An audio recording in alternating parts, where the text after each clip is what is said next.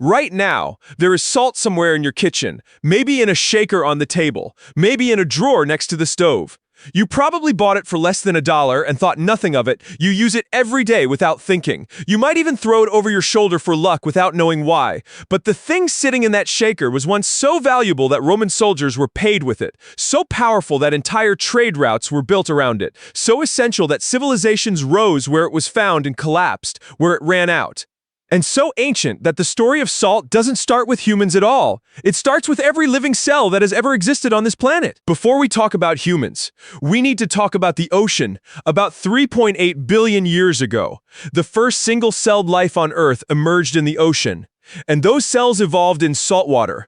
They were surrounded by it, dependent on it, built around it. Salt, specifically sodium and chloride, became the foundation of how living cells regulate fluid, transmit electrical signals, and keep themselves alive.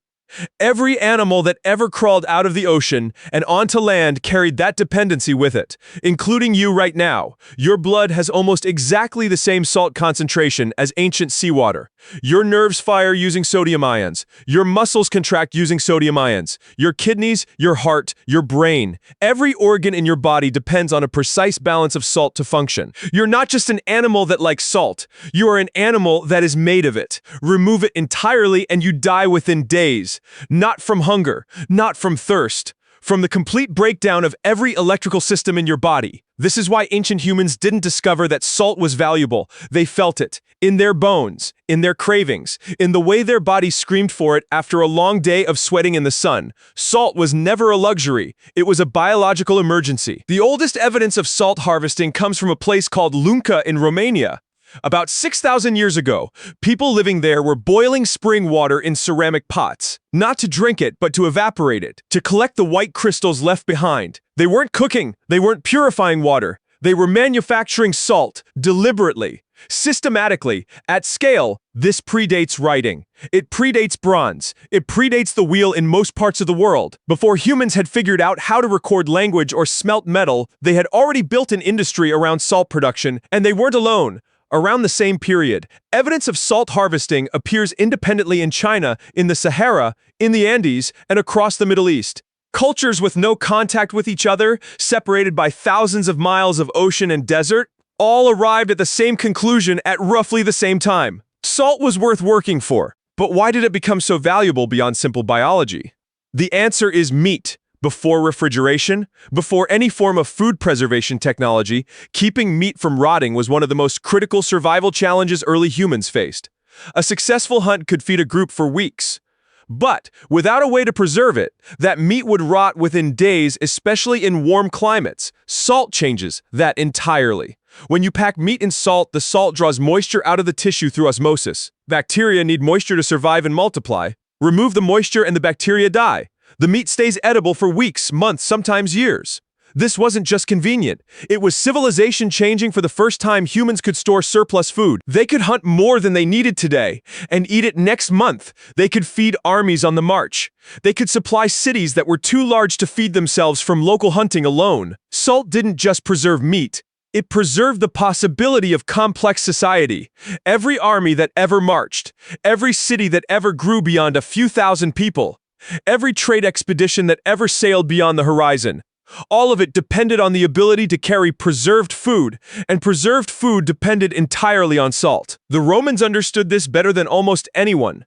The word salary comes directly from the Latin word salarium, which referred to the payment Roman soldiers received, partly in salt or in money, specifically designated to buy salt. The phrase "worth his salt," still used today to describe someone competent, comes directly from this practice. But the Romans didn't just pay soldiers in salt. They built one of their earliest and most important roads specifically to transport it. The Via Salaria, the salt road, ran from the salt pans on the Adriatic coast directly into Rome. It was one of the first major infrastructure projects in Roman history, built not for military movement or political connection, but to ensure a steady supply of salt to the capital. Salt was so critical to Roman society that controlling its production and distribution was a function of the state. Private citizens couldn't simply decide to manufacture salt. The government controlled it the way modern governments control oil. And Rome was not unique in this. In ancient China, the salt trade was one of the primary sources of government revenue for over 2,000 years. The Han Dynasty established a salt monopoly in 119 BCE that funded wars, built infrastructure, and sustained the imperial court. Historians estimate that at certain points in Chinese history, salt taxes accounted for more than half of all government revenue. In West Africa, salt from the Saharan salt mines of Tagaza was traded ounce for ounce with gold from the south, not as a figure of speech. Literally, merchants would place a measure of salt on one side of a scale and an equal measure of gold on the other. The salt was worth as much as the gold. There are accounts from medieval Mali of traders who had never seen salt before physically trembling when it was placed in front of them. People who lived inland, far from any salt source, would go their entire lives consuming desperately inadequate amounts. The craving was not psychological, it was physiological. Their bodies were running on empty. Salt also shaped the course of political history in ways most people never learn. The American Revolution was partly funded by salt. The Continental Army's ability to preserve food for soldiers in the field depended on access to salt, and the British knew it. One of the British military strategies during the war was to cut off American access to salt supplies, attacking salt works along the coast and intercepting salt shipments. George Washington considered salt so strategically critical that he wrote personally about the need to secure domestic production. In India, Mahatma Gandhi chose salt as the symbol of British colonial oppression for a very specific reason.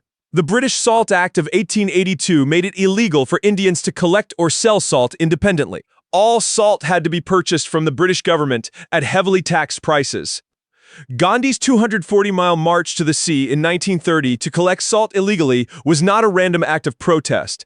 It was a direct attack on one of the most visceral and universally understood injustices of colonial rule. Every Indian, rich or poor, urban or rural, understood immediately what salt meant and why controlling it was an act of oppression. The Salt March didn't just protest attacks. It ignited a movement that ended an empire. And then in the 20th century, everything changed. Refrigeration arrived. Industrial food preservation replaced salt curing almost overnight. The strategic value of salt collapsed. What had been worth its weight in gold became worth less than $1 per kilogram. But the biological need never went away. Your body still runs on the same salt-dependent chemistry as every human who ever lived. Your cravings, your blood pressure responses, your kidney function, all of it is still calibrated for a world where salt was scarce and precious and worth marching 240 miles to collect from the sea. The modern problem isn't that we don't get enough salt. It's that processed food has flooded our diet with so much of it that our ancient craving and regulation system can't keep up. We evolved to seek salt aggressively because it was rare. Now it's in everything, and our bodies don't know how to stop wanting it. So here's the full picture. 6,000 years ago, humans were already building industries around a mineral their bodies had been craving for 3.8 billion years. They used it to preserve food and feed armies and build cities. They paid soldiers with it and built roads for it and went to war over it. They traded it ounce for ounce with gold. They marched 240 miles to reclaim the right to collect it from the sea. And tonight, you will reach for the salt shaker without thinking about any of that. The jar costs less than $1. The story behind it is worth everything.